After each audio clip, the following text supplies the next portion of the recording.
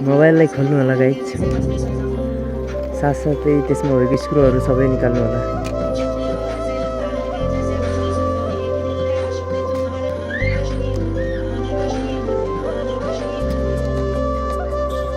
स्क्रुहरू निकालिसकेपछि बोर्डलाई अलग अलग तरिकामा राम्रोसँग राख्नु होला। ब्याट्री कनेक्टरहरू, डिस्प्ले कनेक्टरहरू निकालिसकेपछि फल्कोनको युज गरेर ब्याट्री निकाल्नु होला। जबरजस्ती गर्ने काम नगर्नु होला गाइज, किनकि ब्याट्रीमा असर पर्ने सम्भावना धेरै हुन्छ। पुरानो डिस्प्लेको पट्टा निकालिसकेपछि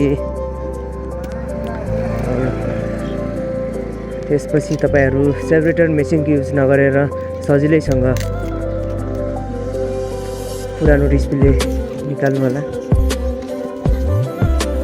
त्यसपछि बोर्डलाई एकदम सफा गर्नु होला, किनकि जति सक्दो तपाईले सफा गर्नुहुन्छ नि त्यति नै डिस्प्ले त्यसमा बस्ने सम्भावना धेरै रहन्छ।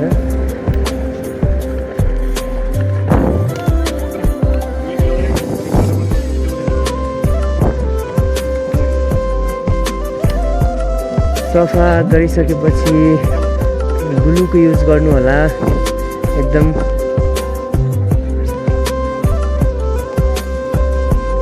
मिडियम मात्रामा ग्लुको युज गर्नु होला।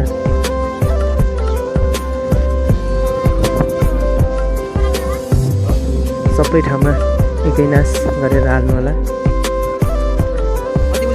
फाइनल्ली नयाँ डिस्प्ले यसरी लगाउनु होला। यसमा सबै ठाउँमा एकदम राम्रोसँग बस्ने गरेर यसरी। त्यसपछि रबरको युज गर्नु होला गाइज। 10 मिनट रबरको युज गर्नु होला। पछि 10 मिनट पुगिसकेपछि तपाईँ रबरलाई खोलेर ब्याट्री लगाउनुहोस्।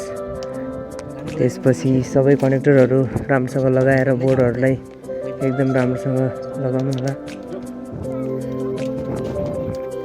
साथै फाइनल्ली समस्या तपाईको ओपन भइसकेको छ।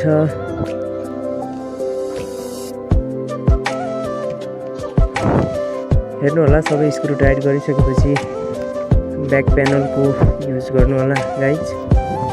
फाइनली समस्या एकदम क्लियर भइसकेको छ। हेर्नुहोस्।